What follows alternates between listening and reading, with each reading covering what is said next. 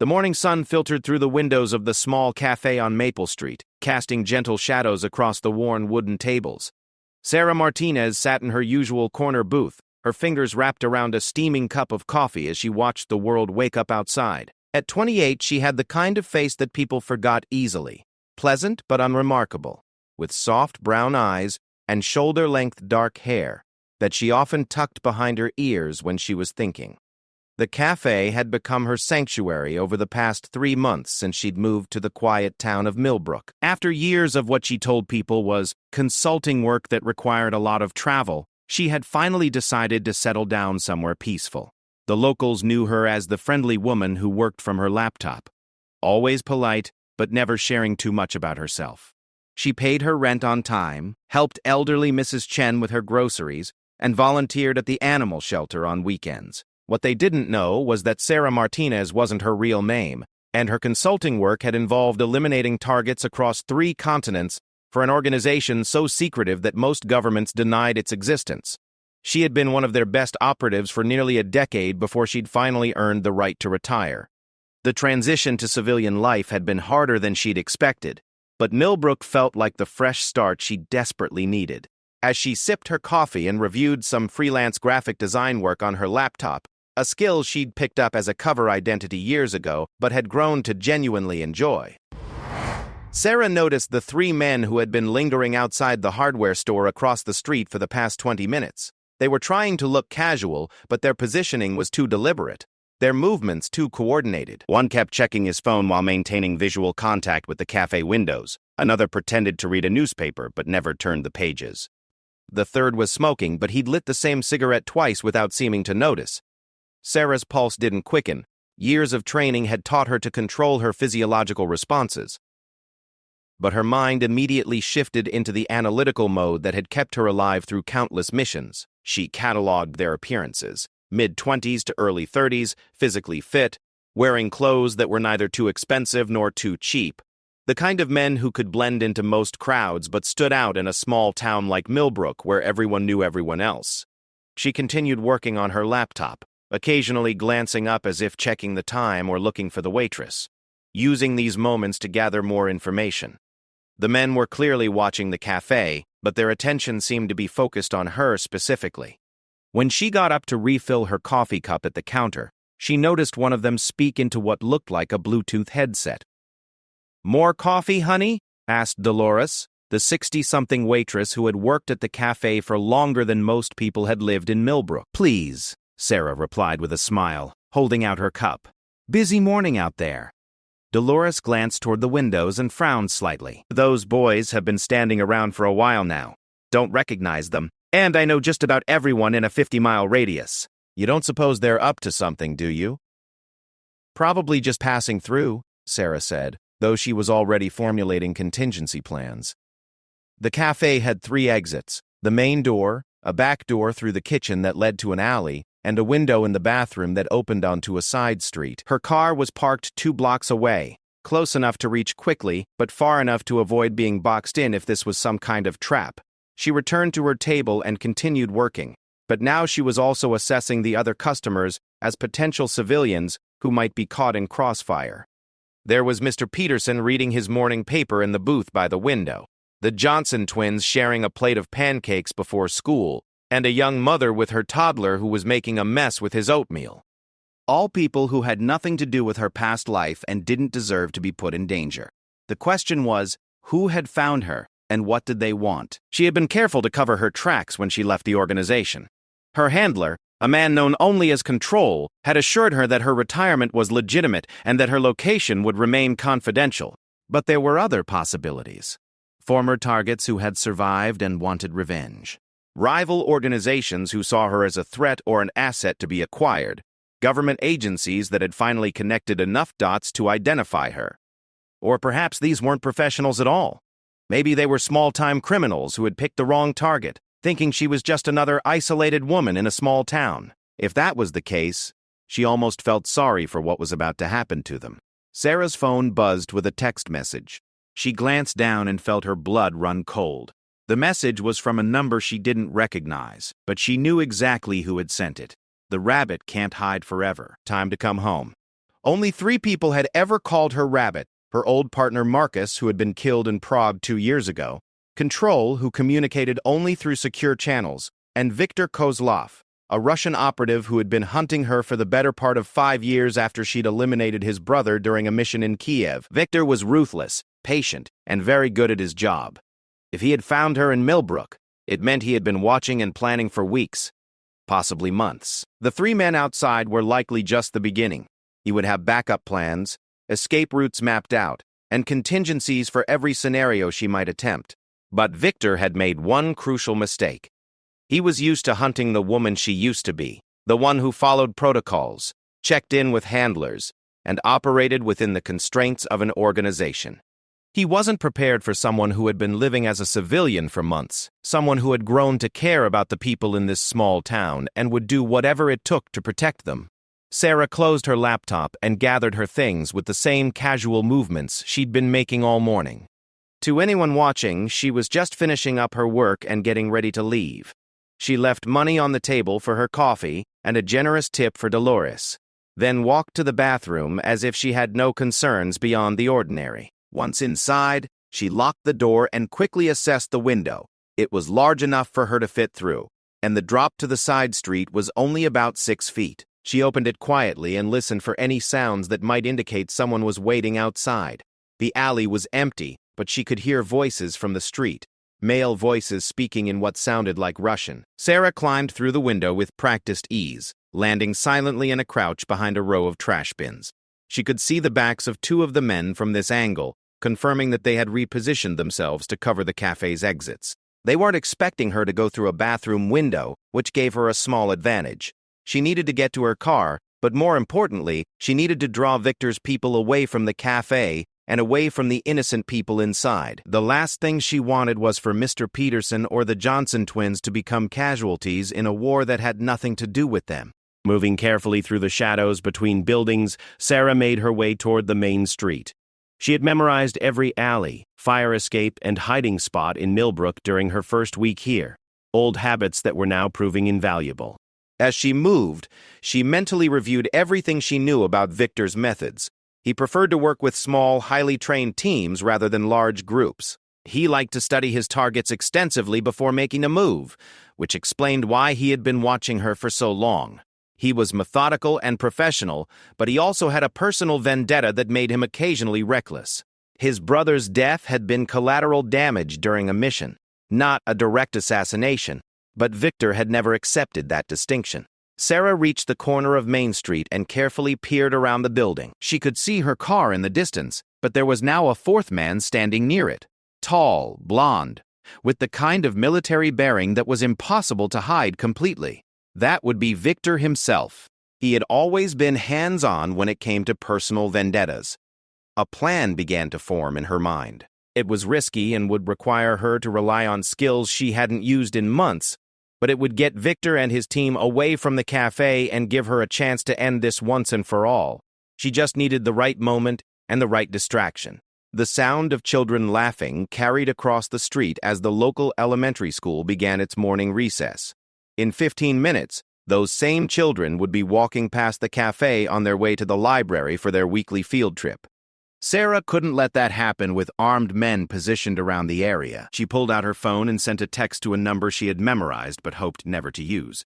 Rabbit requests immediate extraction. Location compromised. Civilians at risk. It was a code that would reach Control within minutes, but help wouldn't arrive for hours at best. She was on her own, just like she'd been so many times before. But as she watched Viktor's team maintain their positions, Sarah realized something that almost made her smile despite the circumstances. They were hunting a ghost, a memory of who she used to be. They were looking for a trained killer, but they had found something much more dangerous. A trained killer who had learned to care about something other than survival. The woman they were after would have already been halfway to the next state by now, cutting her losses and starting over with a new identity.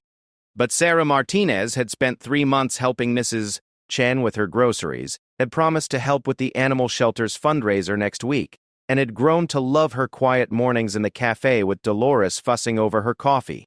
She wasn't running anymore. It was time to remind Viktor exactly why Control had called her one of the best operatives they'd ever trained. But first she had to make sure that when this was over, the people of Millbrook would never know how close they had come to being caught in the crossfire of a war that belonged to another world entirely. Sarah checked her watch and began to move.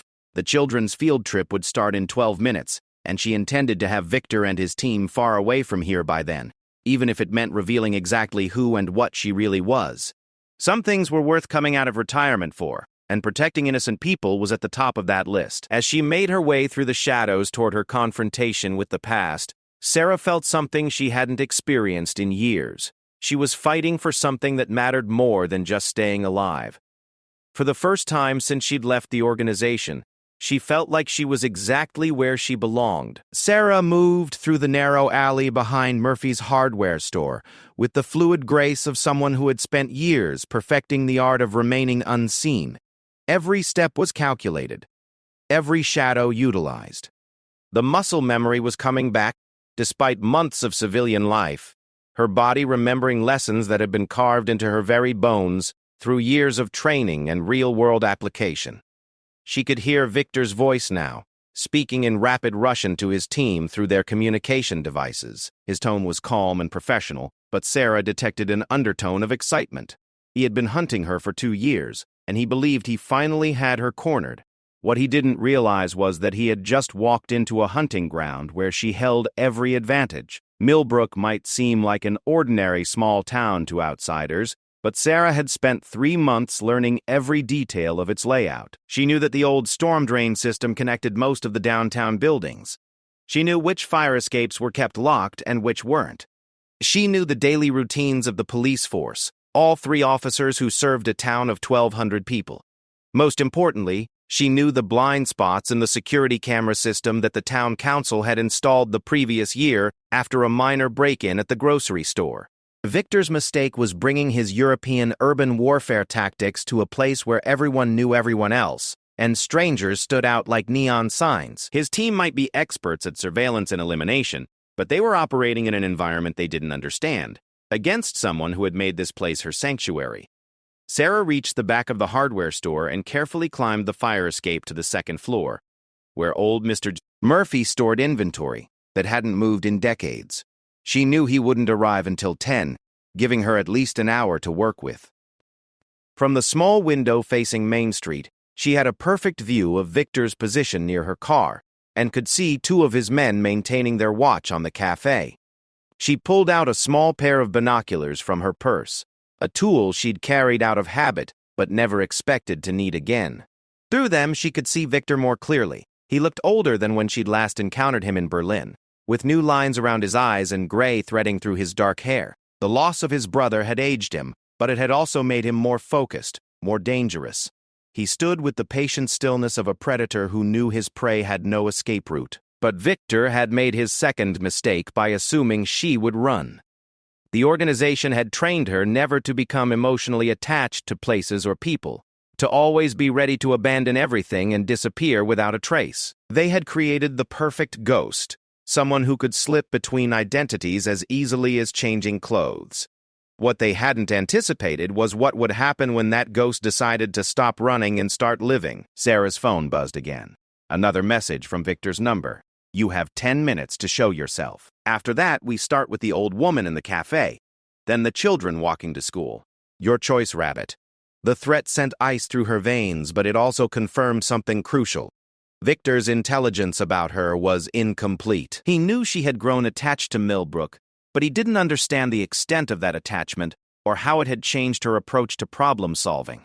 He still thought of her as someone who would weigh her own survival against the lives of innocents and choose self-preservation. He was about to learn how wrong he was. Sarah opened her purse and began assembling what she privately called her civilian kit, tools that looked ordinary but could be lethal in trained hands. A tactical pen that could punch through a car window or a human's skull, a compact mirror that could be used for signaling or, if broken properly, as a blade. A small flashlight that had been modified to deliver an electric shock. A bottle of what appeared to be hand sanitizer, but was actually a fast-acting chemical compound that could incapacitate someone within seconds. These weren't the sophisticated weapons she'd once carried, but they would have to do. More importantly, she had something Victor didn't expect. intimate knowledge of the terrain, and a willingness to use unconventional tactics. She checked her watch. 8 minutes until Victor's deadline. The children's field trip would begin in 6 minutes, and she could already see Mrs. Patterson, the elementary school teacher, gathering her class in the schoolyard. Sarah needed to move fast. She climbed down from the hardware store and made her way to the old Methodist church at the end of Main Street. The building had been abandoned for 15 years, but the town council hadn't gotten around to tearing it down yet. More importantly, it had a bell tower that provided an excellent view of the entire downtown area and multiple escape routes. As she picked the lock on the church's side door, a skill that came in handy more often than most people would imagine, Sarah's mind was already 3 steps ahead, calculating angles and timing. Victor's team was positioned for a standard urban takedown, but they were about to face something they weren't prepared for. A target who knew exactly where they were and wasn't planning to run. Inside the church, dust motes danced in the colored light streaming through stained glass windows. Sarah made her way to the narrow stairs leading to the bell tower, moving quickly but quietly. Every few seconds, she paused to listen for any sounds that might indicate she'd been spotted. But Victor's team was still focused on the cafe and her car. From the bell tower, she had a commanding view of Main Street. She could see all 4 members of Victor's team now, including one she hadn't spotted before, who was positioned near the post office, with a clear sightline to the cafe's front door. They had set up a classic box formation designed to catch her no matter which direction she tried to run. But Sarah wasn't planning to run anywhere. She pulled out her phone and dialed the number for Millbrook Elementary School. Mrs. Patterson? This is Sarah Martinez. I'm afraid there's been a gas leak reported on Main Street, and the fire department is asking everyone to avoid the downtown area for the next few hours. You might want to postpone that library trip until this afternoon. Mrs. Patterson's concerned voice carried clearly through the phone. Oh my goodness, is everyone all right? Should we evacuate the school? No, you're far enough away to be safe. They just want to keep foot traffic clear while they investigate. Better to be cautious, you know? After hanging up, Sarah called the library and gave them a similar story about the gas leak, to make sure no one would be walking through downtown in the next hour. Then she called Dolores at the cafe. Dolores, honey, this is Sarah. Listen, I need you to do me a favor. There are some men outside who might be looking to cause trouble. Can you lock the front door and maybe have people leave through the kitchen exit? Just for the next little while. Sarah, where are you? I saw you go to the bathroom, but I'm fine. But I need you to trust me on this. Lock the front door and get Mr. Peterson and everyone else out the back. Can you do that for me? There was a pause, and then Dolores's voice came back, firm and determined. Honey, I've been working this job for 30 years, and I've seen all kinds of trouble walk through that door. If you say those men are bad news, then I believe you. Give me 5 minutes. Sarah smiled despite the gravity of the situation. One of the things she'd learned to love about small-town people was their willingness to trust and help each other, even when they didn't fully understand the situation. Now came the hard part. She needed to eliminate Victor's team without causing a commotion that would bring the entire town running. In her old life, this would have been a matter of professional efficiency. Today, it was personal. She started with the man positioned near the post office. From her vantage point in the bell tower, she could see that he was the most isolated member of the team and had the poorest escape routes. Using a technique she'd learned in Prague, Sarah created a small paper airplane from a page torn from an old hymnal and weighted it with a coin. The message she wrote was simple: behind you. She launched the paper airplane toward the post office, timing her throw to catch a breeze that carried it directly to the man's position. When he turned to investigate the movement, Sarah was already rappelling down the back of the church using a rope she'd fashioned from old bell cables. The man saw the paper airplane, picked it up, and read the message. In the split second he turned around, Sarah was there.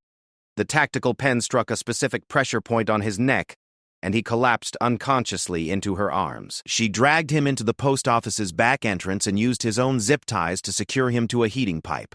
1 down, 3 to go. Victor's voice crackled over the man's communication device, which Sarah now held in her hand.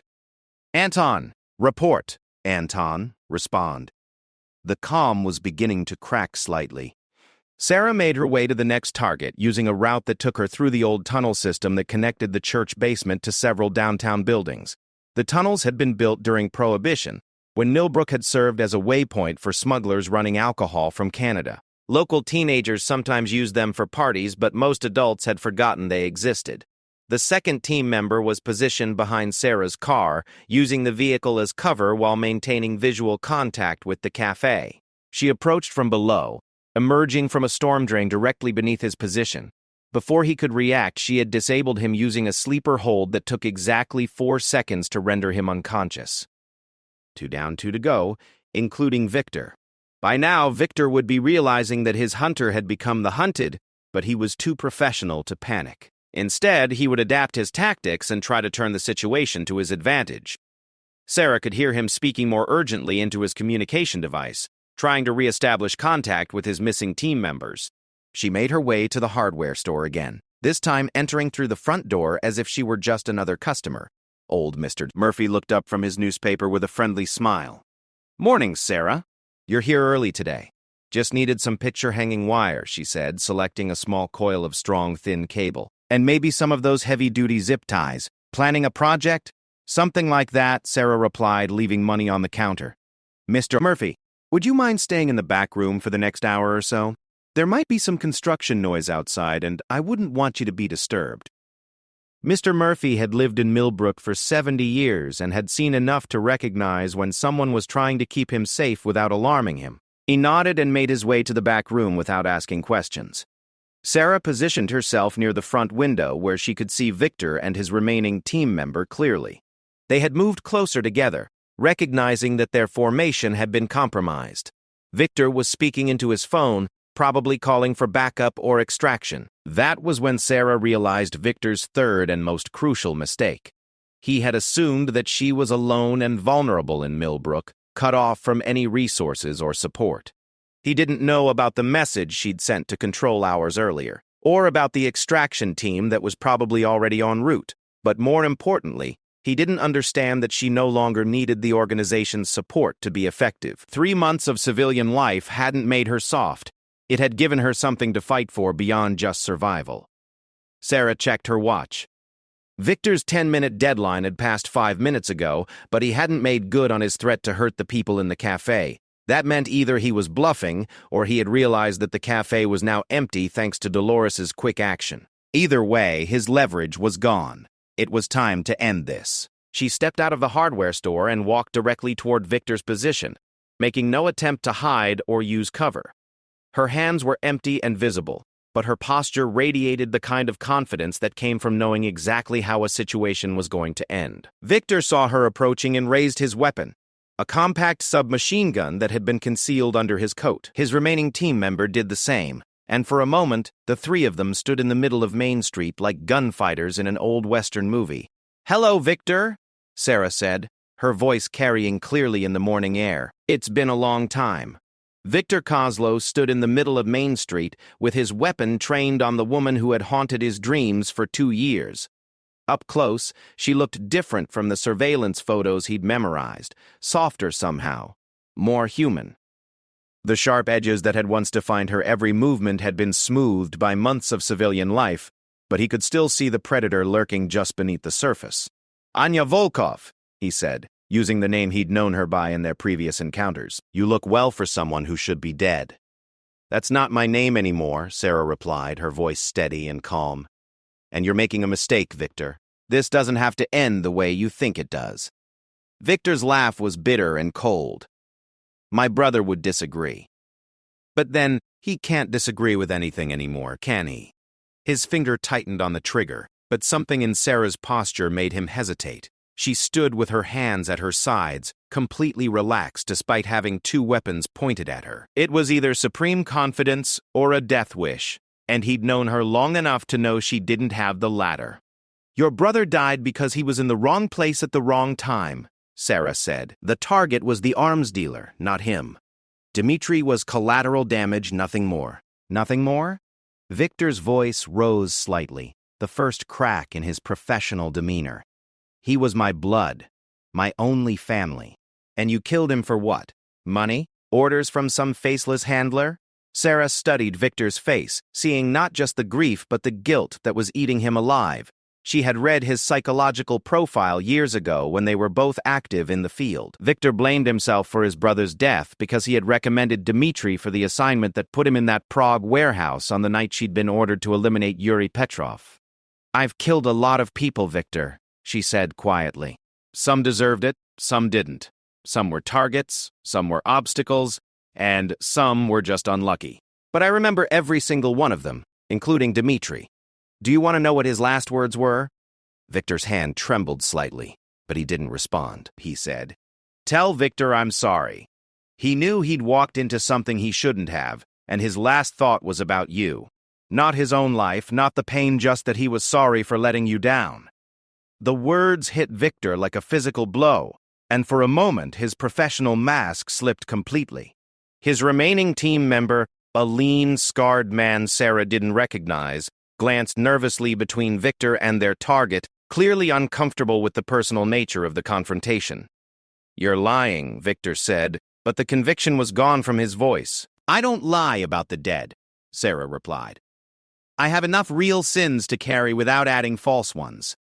That's when Sarah made her move, but not in the way Victor expected. Instead of diving for cover or attacking, she reached slowly into her jacket pocket and pulled out a small device that looked like a smartphone but was actually a modified explosive charge. She held it up so both men could see it clearly. "Do you know what this is, Victor?" Victor's eyes widened as he recognized the device, a remote-triggered EMP charge that would disable all electronic devices within a 2-block radius. It was military-grade hardware that wasn't supposed to exist outside of government arsenals. "The question," Sarah continued, "is whether you're willing to detonate this in the middle of a town full of innocent people just to settle a personal vendetta, because that's what it will come to if you don't lower your weapons right now." "You're bluffing," Victor's partner said. "You wouldn't risk civilian casualties." Sarah turned her attention to him for the first time, and he actually took a step back under the weight of her stare. "You don't know me very well, do you? Let me introduce myself properly. My name is Sarah Martinez now, and this is my town. These are my people, and I will do absolutely anything, to protect them from men like you." She pressed a button on the device, and a small red light began blinking. "You have 30 seconds to decide. Lower your weapons and walk away, or I detonate this charge and we all find out together what happens when an EMP pulse hits a town with a volunteer fire department, an elderly population with pacemakers, and a hospital that relies on electronic equipment to keep people alive."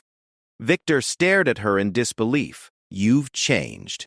The Anya I knew would never.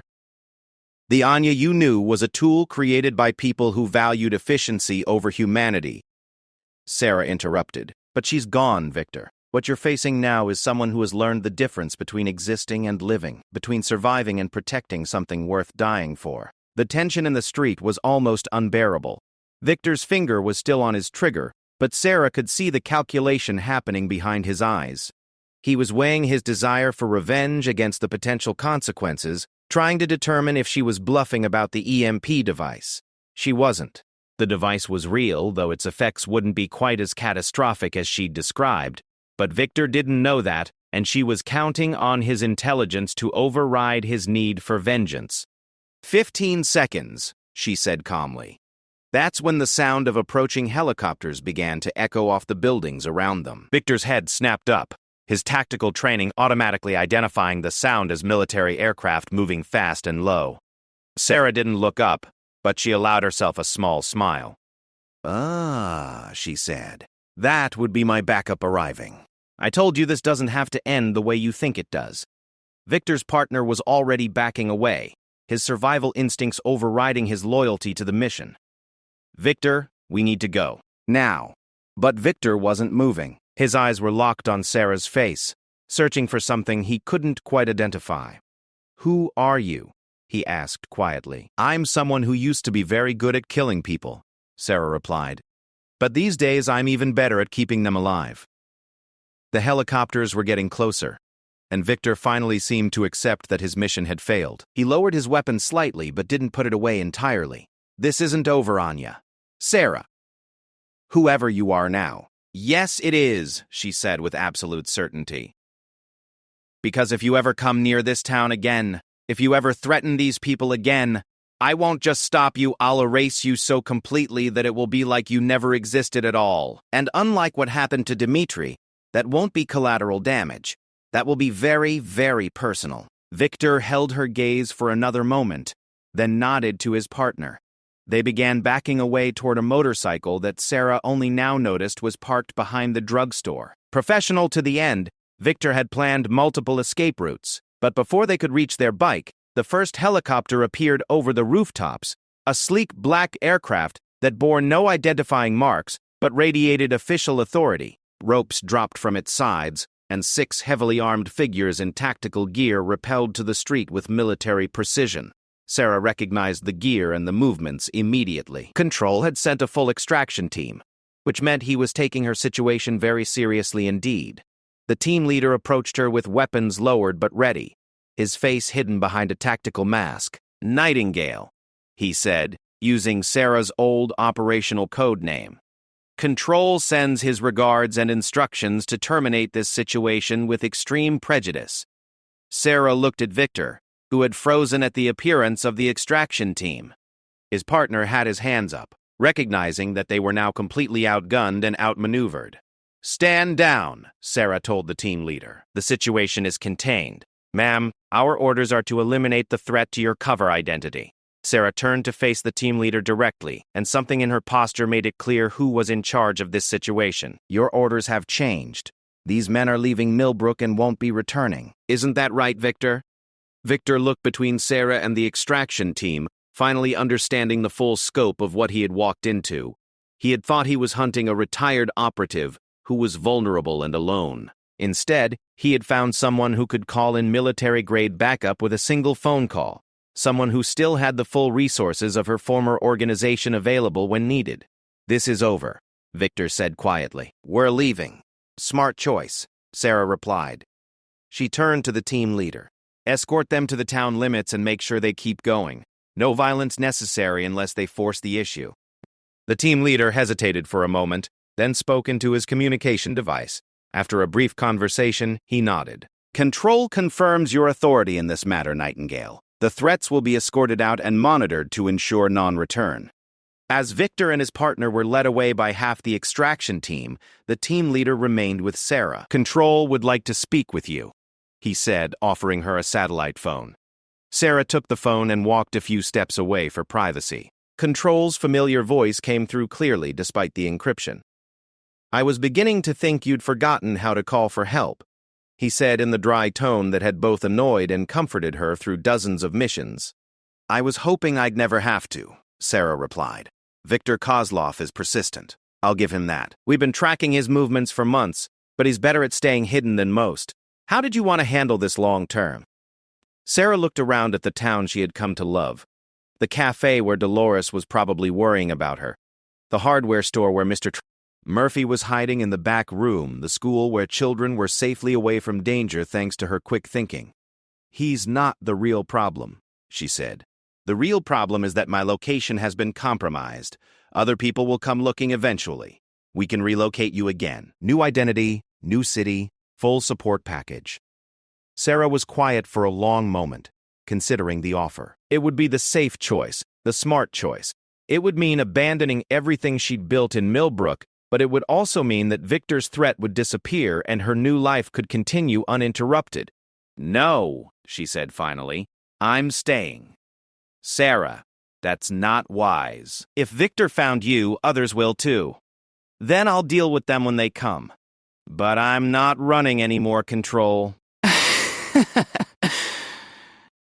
"I've found something here worth defending, and I'm not giving it up because some ghosts from my past can't let sleeping dogs lie." There was a pause on the other end of the line. "You realize what you're saying? You're talking about coming out of retirement, about resuming active status." "Not resuming," Sarah corrected. "Evolving. I'm not going back to being the weapon you trained, but I'm not giving up the skills either. Consider this my new operational base. And if threats keep coming..." Sarah looked up at the helicopters circling overhead, at the professional soldiers who had appeared within hours of her call for help, at the small town that had become her sanctuary and was now under her protection. "Then they'll learn that some rabbits have very sharp teeth. After she hung up, Sarah walked back toward the cafe, where she could see Dolores peering out through the front window. The older woman's face broke into a relieved smile when she saw Sarah approaching. But before she reached the cafe, Sarah stopped and looked back at the spot where Victor had stood. She had told him the truth about his brother's last words, but she hadn't told him everything. Dmitry Kozlov had indeed said he was sorry, but he had also given her a message for Victor that she'd never been able to deliver. Tell my brother that forgiveness is stronger than revenge. Maybe someday Victor would be ready to hear that message. Until then, Sarah would be waiting in Millbrook, protecting the life she'd built and the people who had become her family. She was no longer running from her past. She was building a future worth fighting for. And if anyone else wanted to test her resolve, they were welcome to try. They would quickly discover that the most dangerous person in any fight is someone who has something to lose and the skills to protect it. 3 weeks after Victor's departure from Millbrook, Sarah sat in her usual booth at the cafe, but everything had changed. The morning routine that had once brought her peace now carried an undercurrent of vigilance. Her laptop was open to the same freelance design work, but her attention was divided between the screen and the systematic surveillance of every person who entered or passed by the cafe. Dolores approached with the coffee pot, her movements carrying a new wariness that broke Sarah's heart. "More coffee, honey?" "Please," Sarah replied, offering what she hoped was a reassuring smile. "Dolores, I want you to know that what happened a few weeks ago—" "You don't need to explain anything to me, dear," the older woman interrupted gently. "I've been working in this cafe for 30 years. I've seen men like that before, and I've seen women like you too. The kind who've had to learn how to take care of themselves in ways most people never will." She poured the coffee and patted Sarah's shoulder. "What matters is that you kept us safe." After Dolores returned to the counter, Sarah's phone buzzed with an encrypted message from Control. "Package arriving today. Delivery expected 1400 hours. Recommend secure location for receipt." Sarah glanced at her watch. 2 o'clock was still 4 hours away, which gave her time to prepare. The package would contain her new operational equipment, items that Control had insisted on providing after her decision to remain in Millbrook. She had argued against it, wanting to maintain her civilian cover, but Control had been adamant. "If you're staying put and threats are going to keep coming, you need to be properly equipped," he had said during their final conversation. "Consider it insurance. The secure location would have to be somewhere private but accessible, somewhere that wouldn't draw attention if deliveries became regular." After some consideration, Sarah had chosen the old Methodist church. She still had the key from her confrontation with Victor, and the building's isolation made it perfect for clandestine activities. As she finished her coffee and prepared to leave, Sarah noticed a new face in the cafe, a woman in her 30s with short red hair and the kind of understated clothes that suggested she was trying not to stand out. She sat alone at a corner table, occasionally glancing up from her book to observe the other customers. Her positioning gave her a clear view of both entrances, and her purse was positioned for quick access. Professional, but not necessarily hostile. Sarah had learned to distinguish between people who were watching her and people who were simply being cautious. This woman fell into an uncertain category that required closer observation. Sarah paid for her coffee and left the cafe, but instead of walking directly to her car, she took a circuitous route through downtown that would allow her to determine if the redhead was following her. The woman didn't leave the cafe, which was either a sign that she wasn't interested in Sarah's movements or that she was confident enough to track her target through other means. At the church, Sarah used her key to enter through the side door and made her way to the basement, where she had set up a temporary operations center during the Victor situation. The room contained a folding table, 2 chairs, and a small safe she'd had delivered and installed the week before. It wasn't much, but it was secure and hidden from casual observation. At exactly 2 o'clock, Sarah heard the sound of a vehicle approaching the church. Through the basement window, she could see a delivery truck with generic commercial markings, the kind of vehicle that could make deliveries anywhere without attracting attention. The driver was a young man who looked like any other delivery person, but Sarah noticed the way he scanned the area before getting out of the truck, and the fact that he carried himself with military precision. Control wasn't taking any chances. "Package for S. Martinez," he said when Sarah opened the door. "Sign here, please." The package was larger than she had expected, a metal case that looked like it contained photography equipment but was significantly heavier. After the delivery driver left, Sarah took the case to the basement and opened it with the combination Control had provided. Inside, she found items that made her both grateful and nostalgic.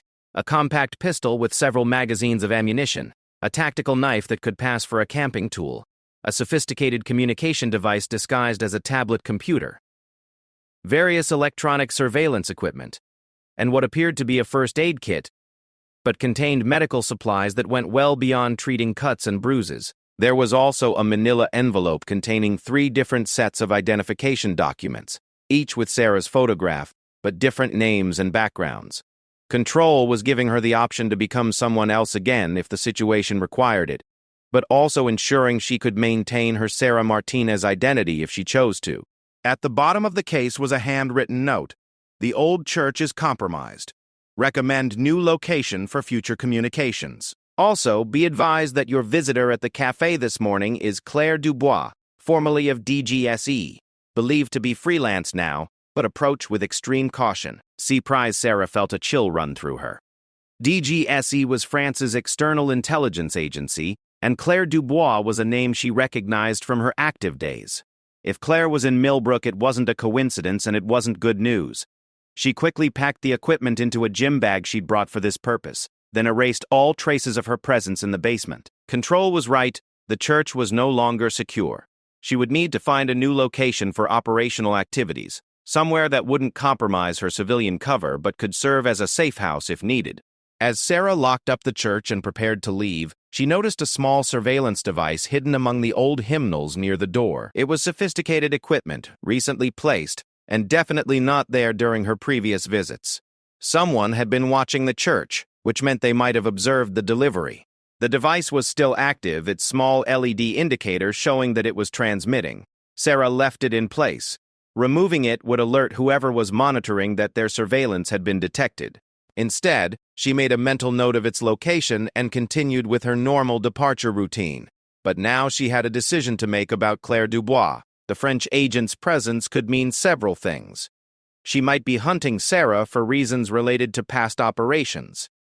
She might be working for someone else who was interested in Millbrook, or she might be there for reasons that had nothing to do with Sarah at all. The only way to find out was to make contact, but that carried significant risks. If Claire was there for hostile purposes, approaching her could trigger a confrontation that would endanger the townspeople. If she was there for unrelated reasons, Sarah's approach might reveal information that would put her cover at risk. Sarah decided on a middle course. She would observe Claire's activities for the next few days, gathering intelligence about her purpose in Millbrook before making any direct contact. If Claire was a threat, Sarah would deal with her quietly and efficiently. If not, she would find a way to ensure the French agent left town without causing problems. That evening, Sarah established a new observation post in the empty apartment above Morton's bookstore. The elderly owner, Mr. Savino Morton, lived in Florida during the winter months and had given Sarah a key to check on the building occasionally, a favor she'd offered when she learned he was worried about leaving the place unattended. From the apartment's front window, she had an excellent view of Main Street and could monitor Claire's movements without being observed. She set up a rotation schedule that would allow her to maintain surveillance while still attending to her normal civilian activities. Over the next 3 days, a pattern emerged. Claire was conducting her own surveillance operation, but her focus wasn't on Sarah specifically. Instead, she was systematically observing the entire town, paying particular attention to the police station, the mayor's office, and the small branch bank that served the local farming community.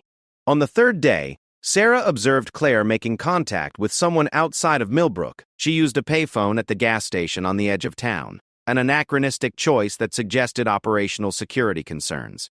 The conversation lasted exactly 3 minutes, and Claire checked her watch twice during the call, indicating she was following a predetermined communication schedule. That night, Sarah used her new communication device to contact Control.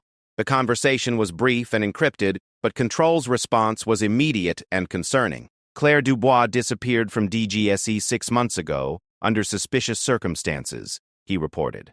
Intelligence suggests she's now working for a private military contractor called Meridian Solutions. They specialize in corporate espionage and asset protection, but they've recently expanded into more aggressive operations. What kind of assets would they be protecting in Millbrook? Sarah asked. That's what we need to find out. I'm sending you some background information on Meridian and their recent contracts. Review it and determine if there's a connection to your situation or if this is unrelated business that happens to be occurring in your territory. And if it's related, then you handle it however you see fit. But Sarah, be careful. If Meridian has an interest in Millbrook, it's because someone with significant resources has hired them for a specific purpose. That kind of operation doesn't end when the immediate objectives are met. It tends to expand until all potential threats are eliminated. After ending the communication, Sarah sat in the dark apartment and considered the implications. Victor had been a personal vendetta, dangerous but limited in scope. If Meridian Solutions was operating in Millbrook, it suggested a much larger and more complex threat. Corporate military contractors didn't work alone or on small budgets, and they had resources that made Victor's four-man team look like amateurs. But there was another possibility that worried her even more.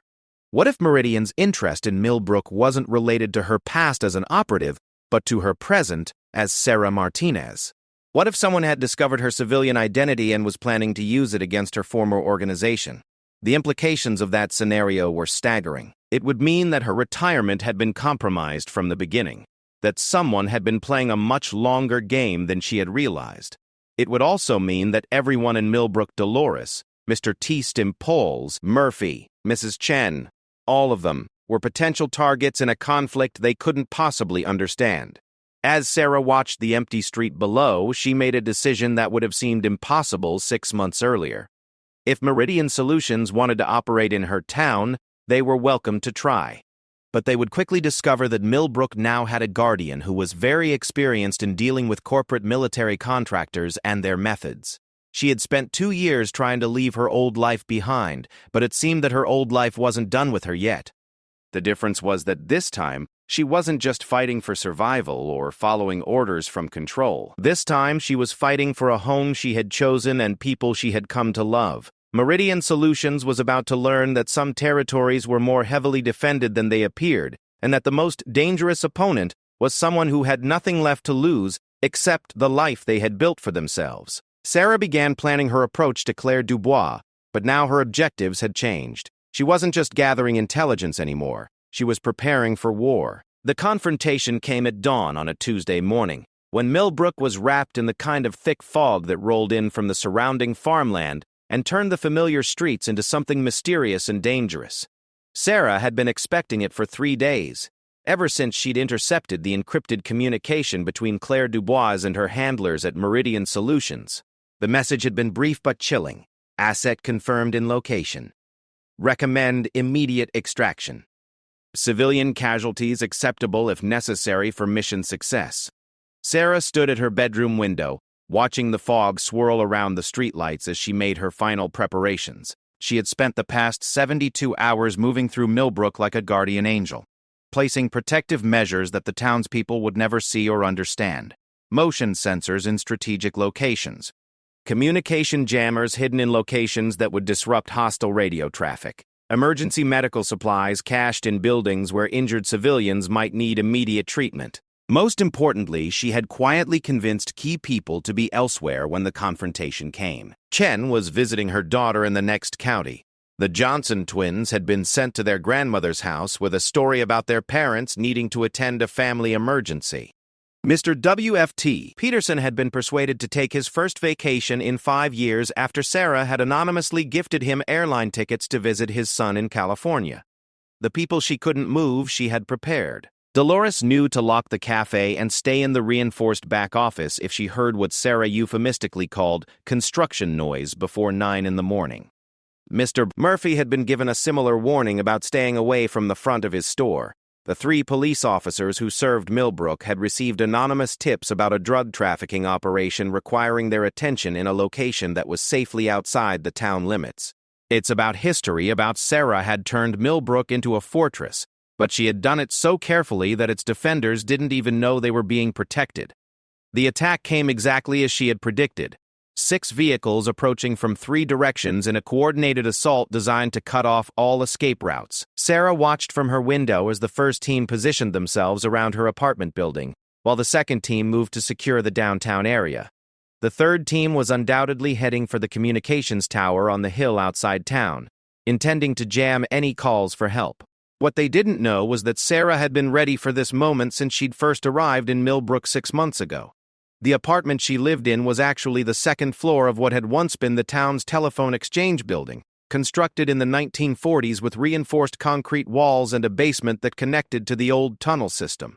Her neighbors thought she was just quirky for choosing such an unusual living space, but Sarah had selected it specifically for its defensive advantages. She moved through her apartment with practiced efficiency, gathering the equipment she would need for what was about to become a very personal war. The tactical gear Control had provided was supplemented by items she had acquired locally: hunting knives from Murphy's Hardware, industrial chemicals from the farm supply store that could be repurposed as weapons, and climbing gear that would allow her to move through the tunnel system more effectively. Sarah's phone buzzed with an incoming call from a number she didn't recognize, but she knew who was calling. "Good morning, Sarah," Claire Dubois said in accented English. "I think it's time we had that conversation." "I'm listening," Sarah replied, positioning herself near the reinforced window that faced Main Street. "My employer has a simple proposition for you. You have information that they need, and they're willing to pay very well for it. All you have to do is come with us voluntarily, and nobody in this charming little town gets hurt." Sarah could see Claire's position now, in a black SUV parked near the cafe, with at least 2 other team members visible. Professional setup, good positioning, but they had made the same mistake that Victor had made. They were fighting by rules that Sarah was no longer bound by. "What kind of information?" Sarah asked, though she suspected she already knew. "Details about Operation Nightfall. Financial records, contact lists, operational protocols. Everything you extracted before you disappeared from the organization." Sarah felt the pieces clicking into place. Operation Nightfall had been her last assignment before retirement, a mission to eliminate a network of arms dealers who were selling advanced weapons to terrorist organizations. But the operation had uncovered something much larger: a conspiracy involving defense contractors, government officials, and corporate entities that went far beyond simple arms dealing. She had been ordered to destroy all evidence and eliminate every witness, but instead she had copied the files and hidden them as insurance. Control knew about the files, but he had agreed to let her keep them as a retirement gift. Leverage that would ensure her former employers honored their promise to leave her alone. Apparently, someone else had discovered the existence of those files and wanted them badly enough to hire Meridian Solutions. "I don't know what you're talking about," Sarah said, buying time while she finalized her defensive preparations. Claire laughed, but there was no humor in the sound. "Please don't insult my intelligence. We know you have the files, we know where you've hidden them, and we know that several very powerful people are willing to pay enormous sums to ensure those files never surface. This can be easy, or it can be very, very difficult. And if I refuse, then we take the files anyway, and your little town becomes collateral damage. My team has enough firepower to level 3 city blocks, and my orders are to use whatever force is necessary to complete this mission." Sarah looked out at the fog-shrouded streets where she had built a life worth living, where people had accepted her and trusted her without knowing who she really was. She thought about Dolores making her morning coffee, about Mr. Murphy organizing his inventory, about all the small kindnesses that had slowly healed wounds she'd carried for years. "I need 20 minutes to retrieve the files," she said finally. "You have 10. Claire replied. "And Sarah? Don't think about running. We have this entire area surrounded." "I wouldn't dream of it," Sarah said, and she meant every word. She hung up and immediately activated the emergency communication device Control had provided. The message she sent was simple: Nightfall files compromised. Meridian Solutions moving to acquire by force. Require immediate support. Will hold position until arrival. Then she began her final preparations for what she privately called the Millbrook War. The first shot came 8 minutes later when Sarah failed to emerge from her building with the files. It shattered the window of Morton's bookstore and sent glass cascading across the empty street. Sarah responded by triggering the first of her defensive measures, an electromagnetic pulse device that disabled every electronic system within a 2-block radius.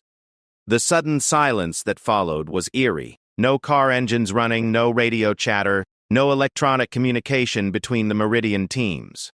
Sarah had just reduced their technological advantages to zero and forced them to fight on her terms. She moved through her apartment building using routes she had planned and practiced for months, emerging from the basement tunnel system behind the team that was supposed to be watching the rear exit. 2 men went down before they knew they were under attack, disabled by pressure point strikes that left them unconscious but alive. Sarah had made a decision early in the planning process. Unless absolutely necessary, she would not kill anyone in Millbrook. These streets belonged to children and families, and she would not let them be stained with blood if she could avoid it. But that didn't mean she couldn't make the Meridian team wish they had never heard of Millbrook.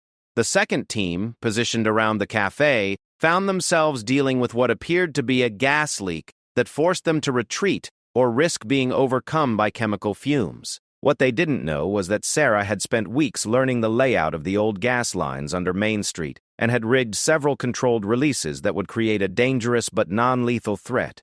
Claire Dubois, to her credit, adapted quickly to the changing situation. She repositioned her remaining team members and tried to use their superior numbers and training to regain the initiative. But she was fighting someone who had turned the battlefield into a chess game where she didn't know all the pieces. Sarah appeared and disappeared like a ghost, using the tunnel system and her intimate knowledge of every building to stay one step ahead of her pursuers. When they tried to corner her in the hardware store, she escaped through a hidden passage that connected to the church basement. When they attempted to smoke her out of the post office, they discovered that she had already moved to a position behind them. The battle raged for 2 hours, moving through the empty streets and buildings of Millbrook like a deadly game of hide-and-seek. Sarah disabled 6 more team members without seriously injuring any of them, but Claire proved to be a more formidable opponent than Victor had been. The French agent was skilled, experienced, and completely ruthless in her pursuit of the objective. That's when Control's backup arrived. 2 helicopters that appeared out of the fog like mechanical angels. Sarah heard Claire cursing in French as she realized that the situation had turned irreversibly against her team. "This is over, Claire," Sarah called out from her position in the church bell tower. "Your employers didn't tell you that the files you're looking for are protected by a government security classification that makes them effectively untouchable. Even if you got them, you'd never be able to use them without starting a war between Meridian Solutions and several intelligence agencies." There was a long pause before Claire responded. "You're lying. The files contain evidence of a conspiracy that reaches into the highest levels of government and industry. The only reason they haven't been used already is that exposing them would destabilize entire economies. But if Meridian forces the issue, all bets are off." Sarah was telling the truth, but not the whole truth. The files were indeed that sensitive, but Control had been planning to use them strategically for years. The fact that Meridian had discovered their existence meant that someone with access to very classified information was working against the organization. The helicopters were circling now, and Sarah could see armed figures rappelling to positions around the downtown area. Claire's team was outnumbered, outgunned, and trapped in hostile territory with no electronic communication or transportation. "Meridian Solutions," came a voice from one of the helicopters, amplified by a loudspeaker. "You are operating on sovereign territory without authorization. Surrender immediately, and you will be processed through normal legal channels. Resist, and you will be treated as enemy combatants." Claire Dubois was many things, but she wasn't stupid. Sarah watched from the bell tower as the remaining Meridian team members emerged from their positions with their hands visible. They had been defeated not by superior firepower, but by superior preparation and knowledge of the terrain.